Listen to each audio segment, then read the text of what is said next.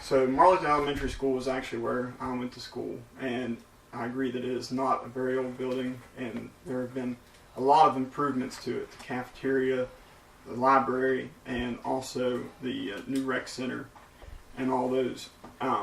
However, having said that, I think we are like, if at all costs, to try to find ways to keep that school open, maybe with talking to the SBA and all that.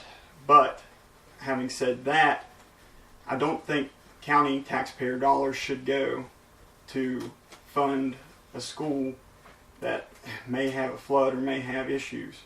I know that it's very important, it's not an old school, but we have 3 other schools too that need taxpayer dollars and all this to have repairs. And it's not just, if we were just taking care of the one school, of course, yes, I'd like to keep that one open. But having said that, we're taking care of 4 schools. And, 5 schools. Let me get that right. 5 schools.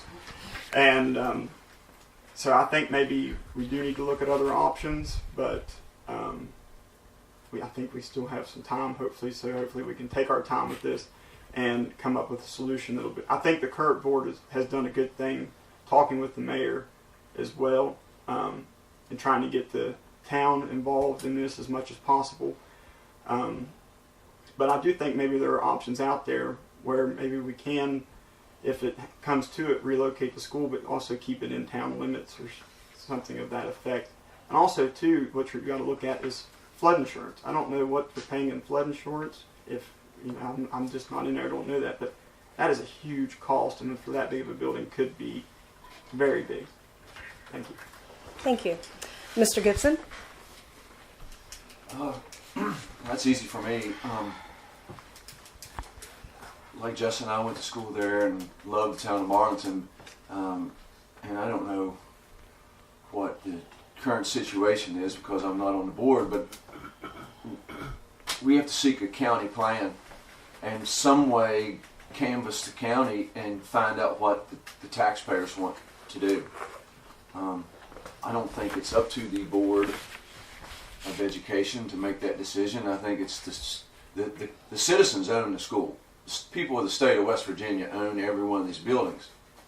And the Board of Education needs to do, that's one thing they could really do a lot better, is getting the pulse of the community and creating policy and, find out what the parents want to do. As far as I know, they send out mailers to the students, and the kids lose those, and half of them don't make them home, and the rest of them don't come back from home to school. And we need to figure out some way to find out what the people want, because the SBA, the School Building Authority, has said that they want matching funds to communities to bring money to the table to do school improvements or build new schools. So we have to figure out what our taxpayers, our citizens, are willing to, cooperate with and work that way. We got to have a countywide plan.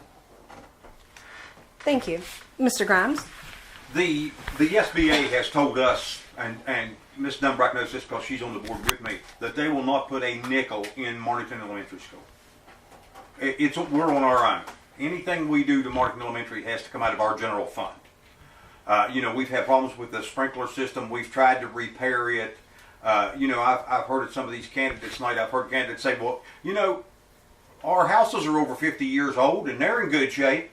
But how many times does 300 kids go through your house every day and turn on a water spigot and walk on your floor and flush your commode? That's a big difference. I stated this at a board meeting. We have an obligation to the town of Marlton to try to keep that school there as long as we possibly can. Suzanne, I've been asked this question a lot, and I tell people, we're good to the next rain. I don't know what we could look at as a board at this point. It would be something that the board and the superintendent and probably a lot of people in Pocahontas County would have to sit down and look at to move a school. It's not easy done. I will say this. You can't just come in one day and say we're going to get a bunch of volunteers and build a school. It don't work that way anymore. You've got architects, and there's about 3 or 4 or 5 that's appointed by the State Board of Education that you have to go with. So automatically, most of you's been in the cafeteria at Hillsborough. It's not a very big building. It was $1.3 million. So whenever you start building a wing, you're talking $4 or $5 million. People in Pocahontas County can't afford that. The people of the town of Martington can't afford that. So, we've got to look at the options and look at where the money's going to come from, because once it's built, you also got to maintain it. I think we're going to do the best we can with it until we have to do something else. Thank you. Ms. Hollinsworth? Well, I have always been an advocate of keeping the school in the town. Fought for Hillsborough through my entire career. And so that would be my first priority, is to try to keep the school in the town of Marlington, or at least in the town limits. But if the financial piece gets to be so high that we can't afford to keep it in there and keep the children safe, I think that the top priority should be the safety of the children, not where the school is located. And if we can afford to keep that building safe and secure for the children and the teachers and the aides and all the people that work there, then I'd say keep it there. But once we're putting those people into a hazardous situation, then we need to do something, and it needs to be a community decision. It can't be something that 5 members of the board decide. It has to involve everybody that goes to school there, or sends their children there, or sends their grandchildren there, and then it has to expand to the other parts of the county, because their money's going to go to it as well. So. Great. Thank you. Mr. Miller? Yes, we need to remember that 2 years ago and since then, the policy of the board has been to close Marlington Elementary School. The school levy that failed would have closed Marlington Elementary and moved those kids into Marlington Middle School on the top of Beard Heights.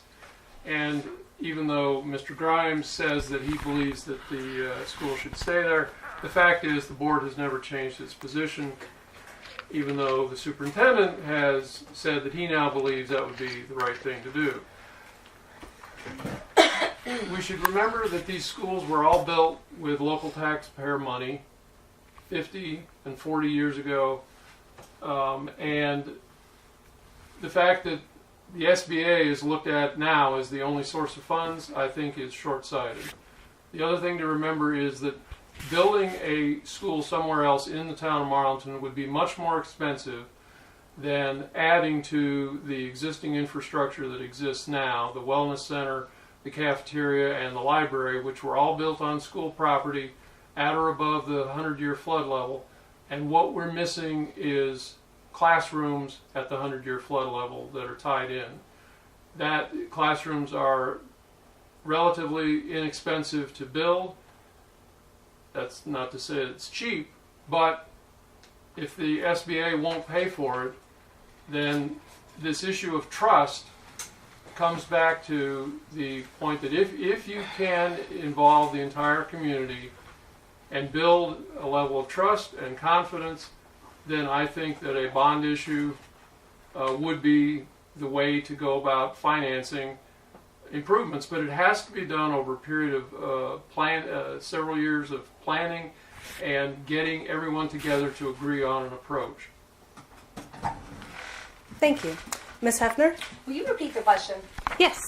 Given that Marlinton Elementary School is in need of major repairs and renovations to keep operating, and that the state has said it will not provide any repair money to the current school building since it is located in a floodplain, would you support keeping that school building open by repairing it using dwindling county funds, or would you look for ways to relocate the school to a safer area outside the flood zone?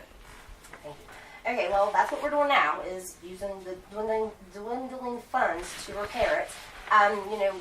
We did run the levee. It was going to move it. I don't really feel like Marlington, the town alone, is just the community.